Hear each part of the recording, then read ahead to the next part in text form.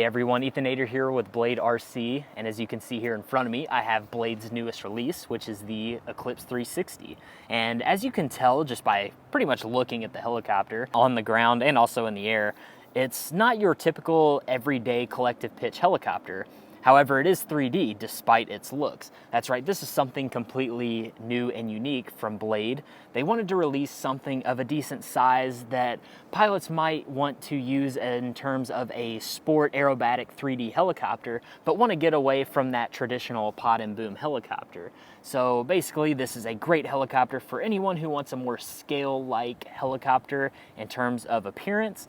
But with that being said, the performance on the Eclipse 360 is something very unique because it is a collective pitch helicopter, so you can go upside down.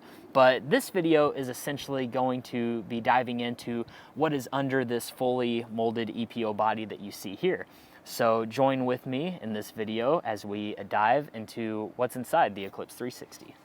All right, so before I remove the front hatch of the Eclipse 360 and talk about the electronics and components that are within the EPO body, I'm gonna go ahead and cover what's outside of the EPO body, which is the main rotor and the main blades. The main blades on the Eclipse 360 are the Blade 350mm carbon fiber blades. These are the same blades that are found on the Fusion 360 Smart, which is honestly one of my favorite 3D, all-out 3D helicopters in its size.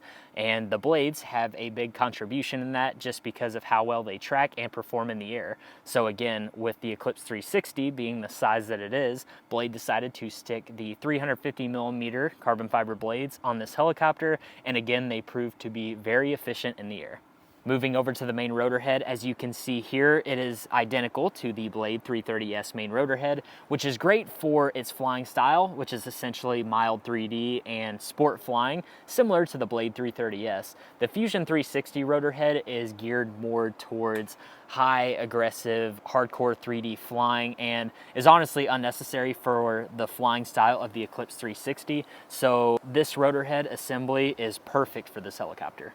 And while we're still outside the EPO body, we're gonna move over to the tail. So as you can see here, the tail on the Eclipse 360 is not a mechanical tail. In fact, it is an independent tail motor, which is great because one, it provides a more scale-like appearance with the 5-bladed prop as you see here, and two, it keeps the parts count and parts cost down in a crash whenever you do crash the Blade Eclipse 360, because you don't have to worry about either stripping out the tail servo or possibly damaging some links. It's all, again, it's basically just two parts. You got the motor and the prop. So again, parts cost and count is reduced significantly.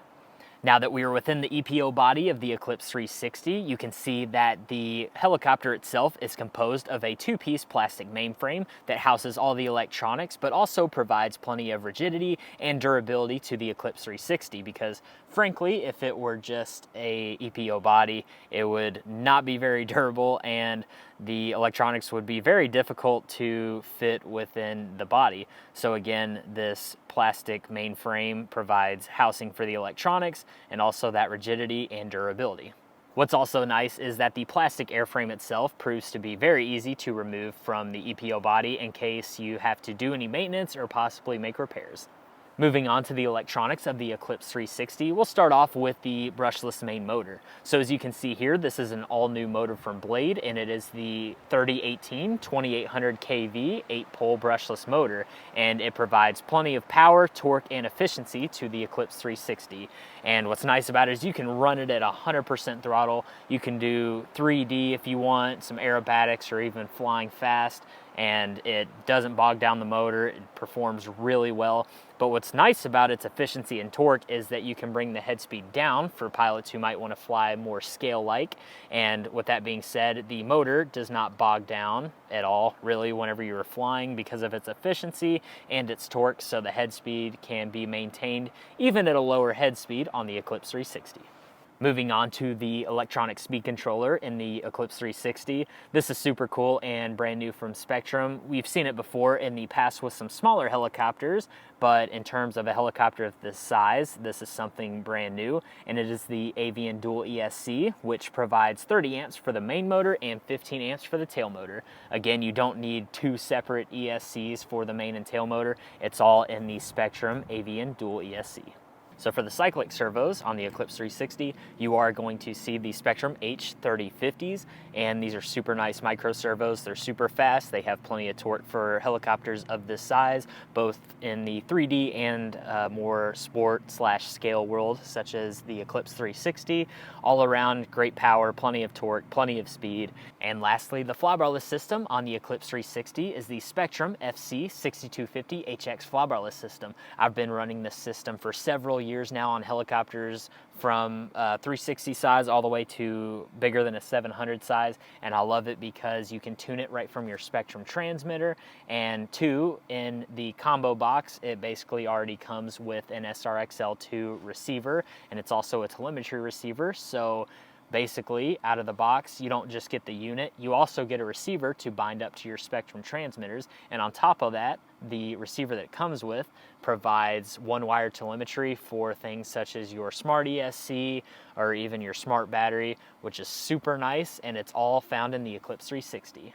What I love about the flybarless system is that with this Eclipse 360 algorithm, the flybarless system can also provide stability for your tail, even if it is a tail motor like on the Eclipse 360. So basically, it can provide stability towards mechanical tails, which is basically the traditional RC helicopter setup, and a more newer generation of RC helicopters like the tail motor on the Eclipse 360.